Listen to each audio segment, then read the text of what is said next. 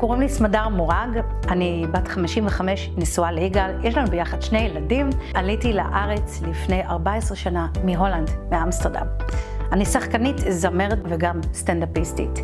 הפרנסה תמיד תלויה בעשייה שלי. זאת אומרת, אם אני יוצאת, אני מרוויחה את הכסף. והאמת שכבר התעייפתי מהפקקים. התעייפתי מהלילות שהייתי הולכת לישון מאוד מאוד מאוחר, כמה עם עייפות, וככה עוד שנה ועוד שנה ועוד שנה. ואז הגיעה הקורונה, לא שכחנו, נכון? מלחמות, ופשוט הגעתי למצב שלא היה לי הכנסה, 0 הכנסה. ומשמיים חברה התקשרה אליי ואמרה לי, סמדר, יש לי בשבילך עסק מדהים, עד מה זה תאהבי? סיפרה לי ממש קצת, ומיד הבנתי שכדאי לי. היום יש לי עסק מהבית.